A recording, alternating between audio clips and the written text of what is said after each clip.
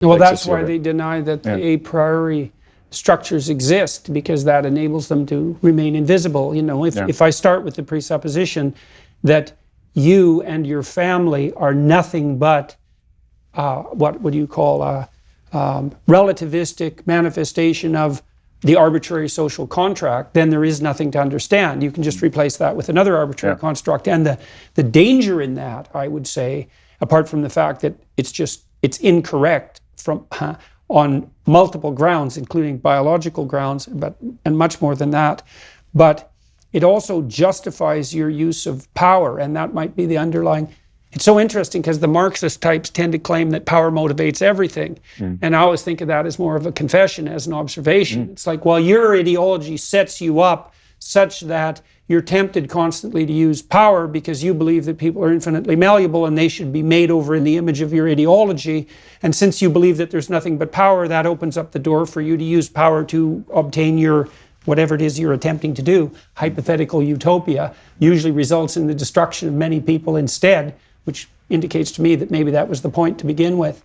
So, okay, so back, if you don't mind, back to your son. You said, and we delved into that quite deeply, that his birth and your decision to take responsibility for that, which I suppose was being a knight on a white horse for a damsel in distress, let's say, also catalyzed an intellectual interest. And you started becoming interested in eugenics because of the comments that people were making to you obliquely about why your son was, let's say, allowed to be born. And so maybe we could track that a little bit. Yeah, so I think the most shocking part of that was when I was walking with my son. He was only 2, very small. And this woman came along and she said, "You know that your son will be a burden on the state." Oh, yes. And yeah, well, you know, when the Nazis started before they launched their full-scale genocidal movements, they started to clean up the mental institutions and the old folks' homes and so forth. Any people who were in long-term care, let's say, who were a burden on the state, and they definitely regarded them as a burden on the state, and they further pushed forward their pre-genocidal movement by making the case that, well, not only were these people a non-productive burden, but their quality of life was so low that it was actually more merciful to dispense with them altogether. And that really, in a very serious way, went out of hand very, very rapidly. People don't understand the genesis of these sorts of movements, but that, like, a lot of the Nazi eradication policies had their origin in public health policy. Yeah, it's quite frightening. Yeah, and it's interesting to realize that the Germans, in fact, considered it if I'm correct, considered it the eugenics as a medical solution, and that was in the 1913s. So I think a law was passed in 1913, so way before the Second World War. So this concept was already there, and this is the interesting thing that we witness at the moment, and I think that's the reason why my son's Down syndrome, I think, has been such an interesting catalyst, is the fact that we seem to live in an era where our betters and leaders, whether they're political or corporate, are increasingly anti-human. And you reckon it's a bit like the glitch in the Matrix. You see something, you wake up a little bit, and then you keep pulling on that string, and then you suddenly realize that there is this massive effort to try and depopulate the world. You know, when Freud described what came to be known as Freudian slips, that was exactly the observation he made, is that you listen to someone talk and there'll be a disjunction in their speech. Something will emerge, right? If they say a non sequitur, or they make a joke that's slightly off kilter and there's some emotional awkwardness, there's something that just doesn't flow. And Freud and Jung learned that behind that there was an assemblage of complex subpersonalities that in some sense part of them had gripped control of the speech flow for a moment, and that if you delved into that you'd start to see all sorts of unresolved conflicts and pathologies that characterize the person's personality. And so that's all there in a Freudian slip.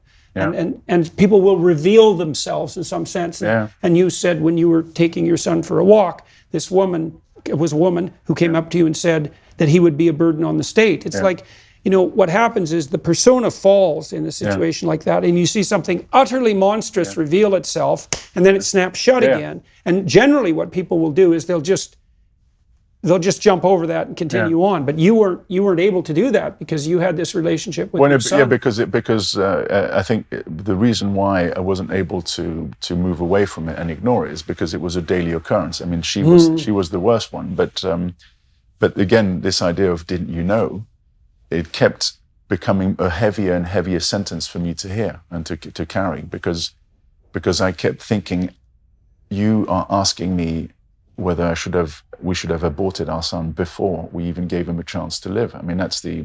Right, yeah, well, and you had his like living, breathing reality right there to contemplate while all that was occurring. No, I noticed when my wife when we had little kids, I lived in Boston, and when I was in Boston with my wife, we were the youngest parents we knew with the oldest kids. And we weren't young. My wife and I didn't start having kids until our late 20s. Right. And so we were already pushing the envelope in some sense, but in that community at that time, we were still the youngest parents with the oldest kids. And one of the things I really noticed was that my wife was often not treated well, especially at restaurants, but often shops too, when she entered the shops with our little kids.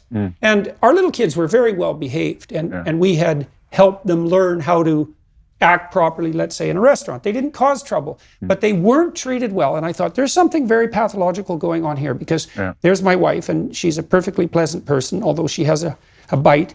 And she has these children, they're very cute and they're well behaved, and yet when she goes into a social situation with them, she's immediately treated like a second-class person, and she's treated like, in some sense, she and the kids have no right to be there. And I thought, that's a hell of a way to treat a young woman with children. It's not only wrong, it's the opposite of what it should be. And that there's something very dark lurking under there, which is also associated with the reasons why we were the youngest parents with the oldest kids. That's part of that anti-human proclivity that you were outlining. So you were experiencing this, you said, on a relatively daily basis. Because that's a lot. In particular, because it was obvious.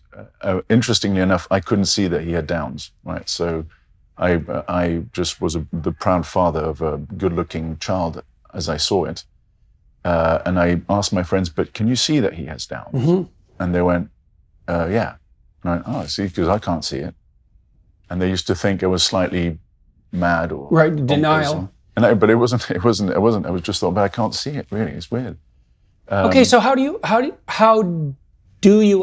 you account for that? I mean, obviously. Well, no, I just thought he was. I said to my wife Nadine, who has to bear me, so she's a saint, really. I said to her, he's going to be the best looking Downs there's ever been. He's going to be a good looking one. He's going to look just like me. And she obviously cried. She didn't laugh. I was hoping to try and make her laugh. So you were able to see the person behind the syndrome, let's say. Well, I was like just, I don't know. I mean, I knew, and I thought, actually, it's amazing. He's looks good. He's very strong. He's big, and he's fine. But I couldn't really, and I can't really explain why or exactly why I couldn't see it. But it was just an observation, and I used to, when I used to ask my friends, they probably thought I was perhaps denial, or if you're a psychiatrist, you might go deeper into it. But I just. Well, how long after he was born do you say that you loved him?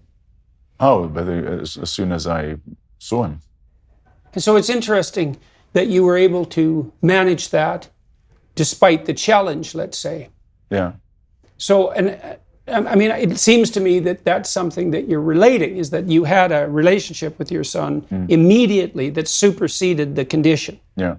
And you could think of that as a form of blindness. That's one way of thinking about it. But I've often thought about this with children, because everyone thinks their child is special. And of course, there's millions of children. And you don't necessarily think that every child that you encounter on the street is special. And then you might say, well, are you blind about your child? Or are you blind to every other child?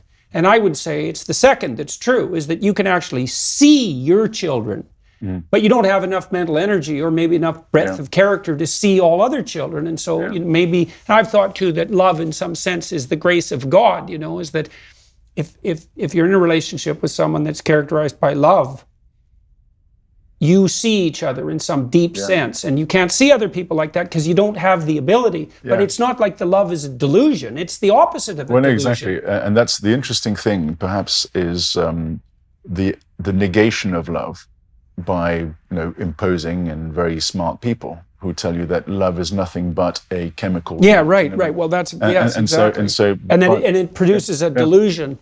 And it's a hell of a way to look at things. I know, and of course, what they're robbing people of is the most beautiful thing, which is the ability to emote for somebody else and to invest yourself in something else. Well, and also to live in that condition. I mean, if you're around someone that you love, and that love defines the relationship, there isn't any better thing you can do. No. And so then to minimize that, to call it some sort of biological or biochemical aberration, which is the worst form of unconscionable reductionism, is to reduce the highest possible goal to something that's nothing but like a trivial consequence of some underlying materiality. It's appalling, and it's really demoralizing. Well, yeah, because the thing that elevates everybody, that enables you to sacrifice for the greater good of your family or whatever it is that notion of love. It's what gives you the ambition. It gives you the motivation